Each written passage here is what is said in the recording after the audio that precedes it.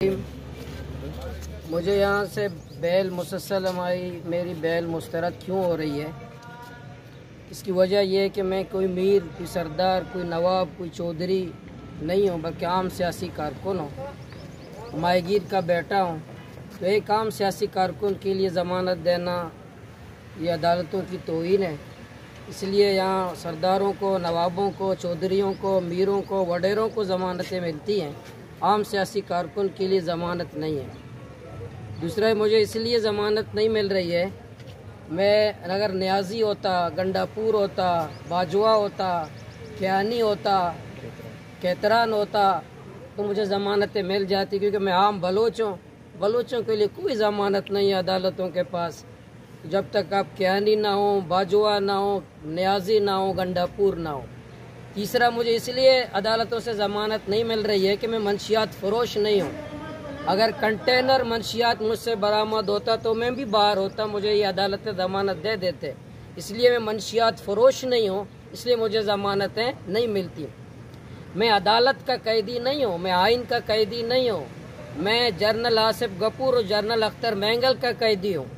मैं इन दोनों का कैदी हूँ, इसलिए मैं आज साढ़े तीन महीने से कैद में हूँ। रमज़ान मुबारक में भी ईद भी गुजारूंगा, बड़ी ईद भी गुजारूंगा इंशाअल्लाह। मैं एक सियासी कारकुन हूँ, मशेरे का बेटा हूँ।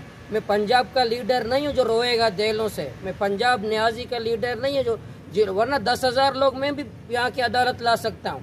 मैं 10,000 20,000 लोग ग्वादर के सेशन अदालत ला सकता हूँ इमरान खान की तरह, लेकिन मैं नहीं कर रहा हूँ।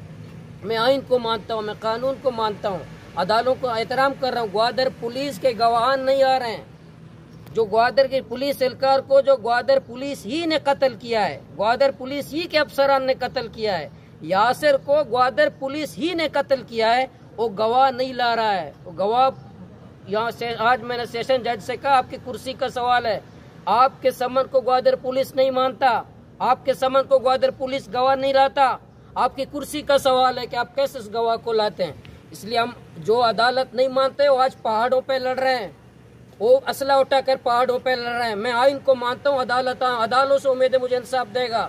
जिस दिन मैं अदालतों पर एतमाद मेरा उठेगा, फिर मैं पहाड़ जाऊंगा, फिर कोई अदालत नहीं मांगूंगा। इसलिए आज जब मैं आइन मानता हूँ, कानून मानता हूँ, आइन को मान रहा हूँ, तो अदालतों से इंतजाम मुझे इंसाफ दे। मैं मजलूम हूँ, मैं अदालतों से, आइन से, कानून से इंसाफ मांगता हूँ। मैं आइन को मानता हूँ, कानून को मानता हूँ, रियासत को मानता हूँ, सब कुछ मानता हूँ।